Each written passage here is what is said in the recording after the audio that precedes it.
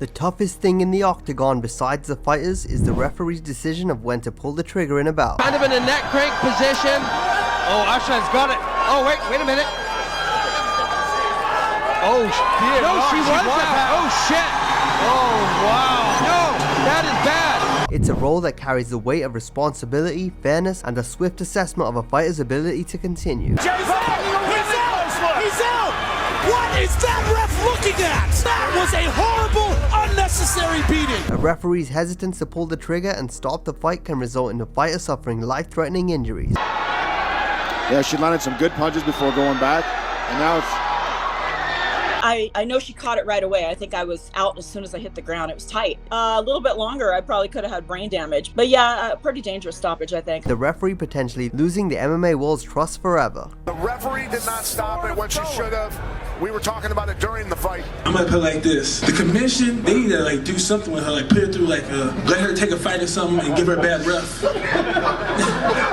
Let her fight Cyborg or something. Let her fight Cyborg and then let's do a late stoppage with her. Although you may see this covered mostly in the UFC, make no mistake, these referees' hazardous moments occur just about everywhere else. No, he's not. No, he's not. His eyes are in the back of his head. He's out! Actually won an argument with a referee. I don't know if I've ever seen that before. So brace yourself, because today we're going to be taking a look at some of the most dangerously late stoppages in MMA history.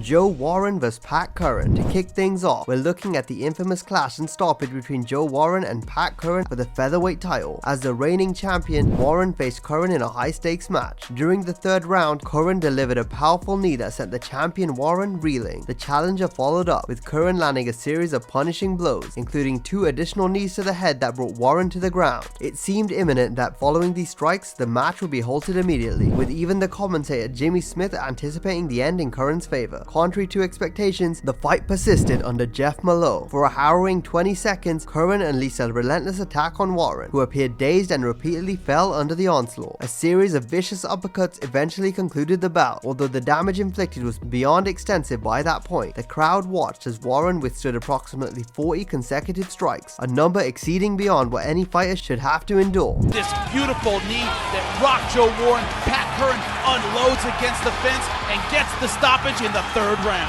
Oh, big knee! He's hurt! Warren, he's really hurt! Trouble. Curran looking to finish. The end could be near. Warren is nearly done, turning his back. Right hand, uppercut, right hand, uppercut, uppercut. That is it! That is a vicious knockout. Warren's manager had also confirmed the fighter had vomited backstage after the fight. There's little dispute about this one being the horribly late stoppage champion, as proven by its #1 spot on Tapology. Headed towards the end of the fight, you were unloading a barrage on him. Were you surprised that the referee didn't stop the fight earlier? Yeah, you know, in the heat of the moment, you really can't tell, but watching the fight right after, you definitely could have stopped it a little sooner. Yeah, you could have took a little bit less punches. Chris Cyborg vs Yanfinny. If she dies, she dies. What you're about to witness is not just one unnecessary beating, but multiple, by the way of Kim Winslow, the female successor to the great Mario Yamasaki. I think that the fight should have been stopped earlier. Eu achei no começo. She felt that she should have stopped the fight, yes. At Strikeforce Fido vs Verdum in 2010, defending featherweight women's champion Chris Cyborg laid down a pure one-sided beating on Yanfinny. The ref seriously must have had a bet on a round 2 Cyborg finish, because this bout should have been stopped multiple times in both the first and second round. From the opening bell, this fight was clearly one-sided. Around a minute killed, Finney gets dropped twice, but she manages to recover. Jab going, it's just not very long. She's hurt. Oh, the knee dropped her. We can let that one pass as fair, but half a minute later, we see the first instance of where this fight really should have been stopped. Big right hand, a double right hand, another right Finney's got to tie her up. She's down, and Finney just trying to hold on. Although Finney manages to grab a leg, there is really nothing being done to defend herself. Cyborg just pushes her down. And here, Kim Winslow asks, do you want her up? Which doesn't make any sense. Cyborg did not even know English at the time. Do you want her up? upon resuming the match, Cyborg drops Finney against the cage straight away. There is no doubt that this is where the fight has to be stopped. Right hand, left hook. Oh, Cyborg. So much. Finney is just taking so much punishment. Cyborg ground and pound again. Finney. Cyborg lays down vicious strikes and knees, to which the ref has no reply. The only thing that stops Finney from nearly dying is that a timeout is called over a back of the head strike from Cyborg. How do you survive? And that is it. Whoa, no, they call a timeout. Go to that corner. Referee is taking away a point. With over a minute left, Cyborg absolutely batters her once again and stands up, to which the ref asks, do you want her up, for the second time. She's slowing down and she's taking bigger and bigger shots. Oh, she goes down. Ground and pound, Cyborg with leverage. This may be it. Finney's. Cyborg is devastating. How can any woman make it 5 rounds with her? Cyborg goes to work again on the helpless Finney, laying down vicious unanswered blows, to the point where she literally stops for a second and questions the referee's hesitance to stop the bout. She wants Winslow to stop the fight. With fans booing the referee and commentators questioning, And the fans, why are they booing? I think they may be showing some mercy for Finney. Maybe they want the fight to be stopped as well. somehow Finney makes it to the second round, but finally the fight is stopped following more unnecessary beatings. Uppercut. This is brutal. Kim Winslow has to stop this fight. Fight back, Jan. Jan, fight back. Jan, up. There's still fight left. And after that jab, she needs to get out of the way. A knee sent Finney down. And that might be it. Finish the round. Right in the solar plex. Yanfinny had a fractured orbital and laceration that triggered a 6 months medical suspension for her. Just take a look at the stat count, with 88 ground strikes being thrown, which I'm almost convinced that is the actual number that landed. Can she speak specifically about the stoppage though? Watching cage side, a lot of us thought the fight could have been over in the first round a couple of times, definitely in the second round. Que ela podia ter parado antes, como ela não parou, a gente continuar batendo. She wasn't really worried about it, but basically she felt that the fight should have stopped earlier, but she was going to keep pushing it till eventually it would come, I guess. Marius Zeromskis vs Andrei Koreshkov. At Bellator 78, this saw both fighters battling for a place in the Season 7 welterweight tournament final. With the first 2 minutes down, Zeromskis looked to get closer to the distance fighter of Koreshkov. Now, with a boxing exchange unfolding, Koreshkov slipped and countered the hands of Zeromskis, sending him to the mat with a beautiful left hand. With Zeromskis now seemingly out from the first few ground strikes, the referee was surely expected to step in and stop the contest. However, the onslaught continued, and referee Jerry Poe was yet to pull the plug. Left hand. Oh, beautiful left, that's it. Koreshkov now looking to finish. Referee Jerry Poe. He's out. He's out. Referee is jackhammer left hand, and there's the stoppage. 10 unanswered pounds later, and with the commentator angrily calling for the stop to the bout, the referee finally woke up and stepped in. A horrible and unnecessary beating. What is that ref looking at? That was a horrible, unnecessary beating. I am furious watching my monitor right now. But that was a shameful performance by the referee. Beautiful shot. A couple should show that this is over. 3, 4, 5, 6, 7, 8, 9, 10 punches. Totally unnecessary. Falcao vs Vladimir Maniv. You know, he's on queer street right now. You know, he's just getting ragdolled. Yeah. And the referee had ample opportunity to step in. Easily up at about 60, probably 80 unanswered shots here. Next one on our list is truly a if he dies, he dies moment, courtesy of Denis Zivopoulos, taking place at Global Fight Night 63. Brazilian Falcao faced the Russian Maniv in a catchweight bout close to middleweight. However, along with that, he would also have to face the fist of Maniv more times than needed past defeat. The contest would begin with an equal look, until with around 3 minutes left of the first round, Maniv would drop the Brazilian against the cage with a greatly picked liver shot. Falcao was now sat down against the cage, assuming a defensive shell, accepting defeat and waiting for the referee to stop the contest. However, he would end up having to endure multiple positions of his estimated 80 beyond usual stoppage strikes due to the ref's horribly late call.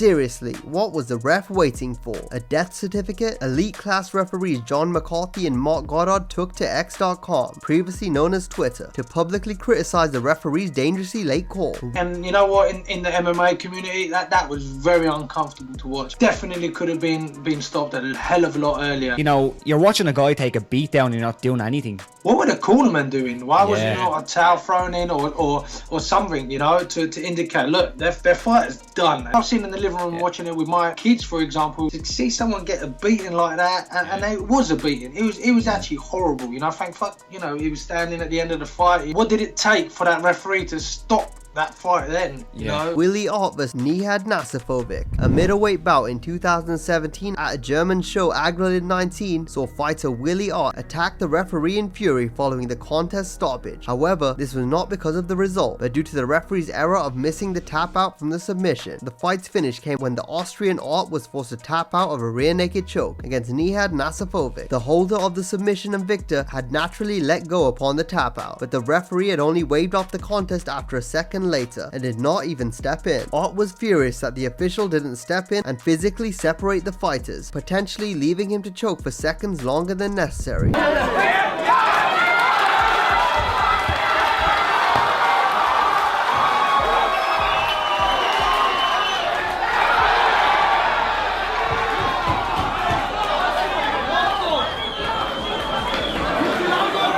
In reaction to this, Ott threw a punch across the referee's head as he backed away trying to defend himself. Luckily, trainers stepped in to separate the men before any further damage could be done. Nunes vs Kyle Robson Silva. What we saw here was a fighter in a headlock go numb.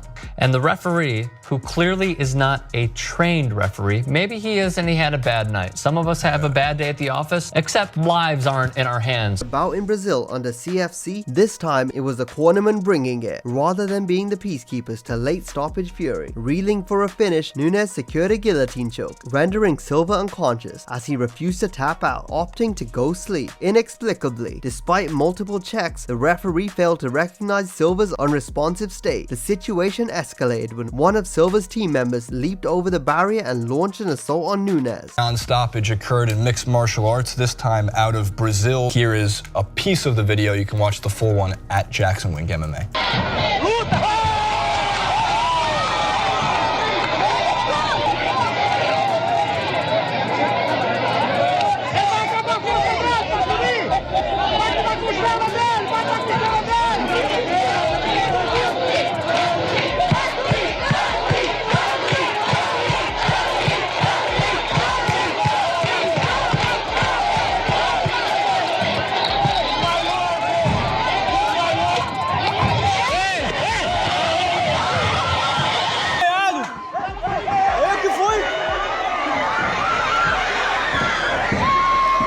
Upon the cornerman executing a far more extreme version of what the ref was supposed to do, chaos erupted in the ring. Despite the chaotic scene, Nunes, foregoing any retaliation or celebratory gestures, promptly turned his attention to Silva, who he had just subdued, ensuring his well-being after the intense bout. So the referee goes over and he lifts up one body part of the guy that lost. It was limp. And yet he was just like, nah. Let's just see what happens. He's got some fight in him. His trainer jumped over the cage, shoved the referee, and the anger was taken out. What should have been taken out on the referee was taken out on the opposing fighter. When you're in that position as a fighter, you continue until you hear the bell ring, until a referee step in. So you can't really blame the opposing fighter for stopping. I applaud the trainer for breaking protocol, jumping over the cage, saving a fighter's life, and just stopping the fight overall, because this is complete nonsense that this continued the duration that it did. This referee should never handle a mixed martial arts event ever again. Post-bout, Nunes had voiced his true feelings via Instagram. "If you don't tap, you go to sleep," he wrote. "Another victory, thank God. I was beaten at the end of the fight, but everything went okay." There was actually a video recently that came out of a MMA fighter who had another fighter in some sort of lock. I believe it was like an air restrictive lock, and he looked at the ref and said, "He's out." The ref said, "No, he's," like, you hear the exchange on the microphones. "He's out. No, he's not. Yes, he is." And then he called the fight. Let's go. He wouldn't stay on top of him, which I think is noble, wonderful of that fighter. But I think that was like above and beyond what a fighter's to do. I think that is 100% on the referee. Oh, of course. Agreed. Chad George vs Mark Vargas. Here again we see another instance where the fighter does the referee's job for them. Bellator 136 saw bantamweight Chad George make a judgment call as he angrily pleaded with the ref over the unconscious state of his opponent. He can't pull the right arm out at all. Now George has his head free. No, he's not. No, he's not. No, he's not. He's out! Late in round 1, George secured an impressive bomb flu choke to Vargas, countering a guillotine attempt. No tap was made, leading to Vargas going to sleep, something the referee hadn't noticed at all. George released a submission hold upon noticing his opponent had gone limp and began arguing with the ref Milan Ayers aggressively, claiming he's out, to which the ref replied, no he's not. The fighter was so confident in his argument that he even proved it by standing up, revealing his immobile opponent, to which the referee finally waved off the contest. I have never in my MMA career in any capacity seen that before. No, he's not. No, he's not. His eyes are in the back of his head. He's out! Actually won an argument with a referee. I don't know if I've ever seen that before. Pure sportsmanship by Chad George. Daniel Galamore vs Frederick Brown. How many times are we going to have to declare a true if he dies moment? Well, you can 100% add this one to the list. A heavyweight bout at Bellator 113 saw the absolute murder of Frederick Brown's brain cells thanks to referee Chuck Wolf. In the midst of the opening round, Big Kansas Galamore fired deadly close-range strikes in the clinch to Brown. These strikes alone had put Brown out on his feet, but just as everyone thought they had already witnessed brutality, waiting for the ref to dash into the picture immediately, the beating continued. Upon hitting the floor, a totally unconscious Brown had literally assumed the most absurd position, but somehow this was still not enough for the referee. Brown would end up having to endure 10 unanswered strikes, with brutal elbows being amongst them, before the referee finally waved off the fight. В стойке. Второй раз есть два попадания туда справа, несколько ударов, жестко и тяжело. Да, это здесь, ну это просто, я не понимаю, рефери, почему рефери просто сделать из Брауна мясо. Настоящее убийство происходит сейчас в клетке, и рефери абсолютно... Post-fight, commentator Jimmy Smith had taken to Twitter to announce that Wolf would not be officiating any more fights that night. Ramal Sakadu vs Houston Alexander. Houston Alexander's won 4 fights in bare knuckle boxing, and I think he's 50. Jeez. He's a fucking savage, and he's a radio DJ. He just won. Back to striking late stoppages, Shark Fights 13 2010 brought us the heavy favorite Sakadu being finished by the comeback of Houston Alexander at light heavyweight. In the first round, Sakadu lived up to the favorite title, nearly finishing Alexander multiple times. Or can we even call it a near finish after seeing how much this ref had to see to call it? Alexander, whose tremendous heart carried him to the second round, managed to put Sakadu on Queer Street with some great shots. Oh! Houston Alexander now! He's going to work! He's dropped Sakadu! Dropping him in the process. The adrenaline-filled Alexander began to rain down hell on his grounded opponent. Houston Alexander right after right! He's peppering! Sakadu is not fighting back! It's over! This is close! It's over! Who was not actively defending any of his punches. With commentators calling for the stoppage, referee Steve Armstrong did not stop the bout until approximately 56 unanswered punches later. Alexander pounding away! How is this fight not being stopped? Sakadu not even defending himself! Houston Alexander! And you wonder if he might punch himself out here, but he smelled the blood and kept going. That was like a 30-second, 40-second full wash. Asha Roka vs Hannah Camp. At Super Fight League 2017, Roka took on Hannah Camp in the semi-final of the King of the Jungle team tournament. Out of the gates came Roka from the opening bell, securing a guillotine choke within the first 15 seconds of the fight, which ended up putting her opponent to sleep quickly. But she was able to close that distance. Sometimes you have to take one just to get the her neck. This is a good position for Asha to finish it. However, the choke continued as the referee did not notice she was out at all, amid concerns regarding her current state, with commentators mistaking her twitching unconsciously for being a sign of wake. Look at this! She's out! Where's the ref? The ref! Oh, she's out! She's out! She's out! I'm not seeing. Oh no! Sorry. No, that was my mistake. After a chilling amount of time, cornerman and UFC veteran Dennis Horman had seen enough. He threw in the towel and rushed to the cage and stopped the fight for himself. It looked like she went flat, kind of in a neck crank position. Oh, Asha's got it. Oh, wait a minute. Oh, no, she was out. Oh, shit. Oh, wow. No, that is bad. She's in a bad space. She was indeed out. Man, I thought I saw her moving. You know, the doctors are going to take a look at that. I hope she's okay.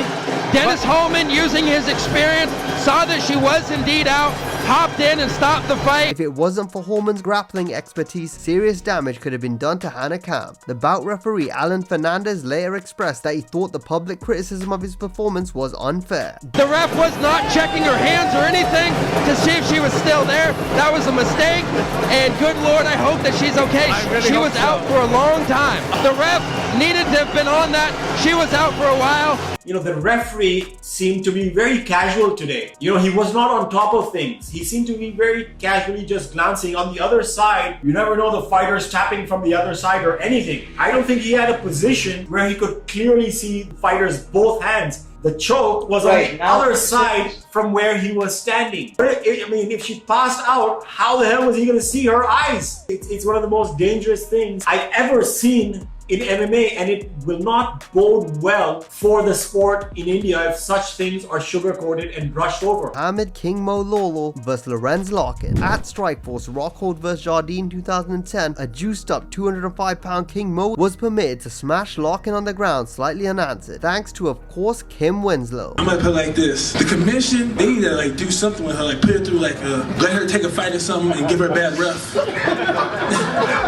Let her fight Cyborg or something. Let her fight Cyborg, and then let's do a late stoppage with her. I watched her almost get Yanfinny killed by Cyborg, and I think maybe the tables need to be turned. Put me in there as a ref, and I'll just do a terrible job like her. To be fair though, it wasn't the absolute worst, or have our standards for a good stoppage just lowered. Amidst a grappling exchange in the second round, King Mo was able to posture up on his opponent and rain down ground and pound, to which totaled to around 16 unanswered strikes. A dominating base here tonight. King Mo continuing to just work on. A little harder on the ground. He hits hard, man. He hits hard.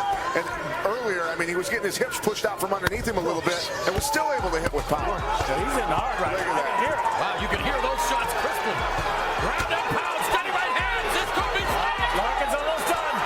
King Mo, and he does it. King Mo hands Loren's Lockin. Before Winslow finally stepped in to stop the bout. After the fight, Lolo himself had even told Winslow that it was a late stoppage. The referee did not stop it when she should have. We were talking about it during the fight, and King Mo came over and looked at me and said, should have been stopped a long time before that. 3 times I hit him, I saw him go say ow, and I saw his head bounce back. So I looked at the ref, and she's sitting there. So I was like, you know what? I'm gonna hit him again. It should have been stopped a little sooner. And at the post-fight press conference, he even called her out once again regarding her performance. She said backstage, she's like, if I hear ow or ouch or ooh, I'm gonna stop the fight. Man, this dude was cussing, man. I hit him, he's like, oh fuck.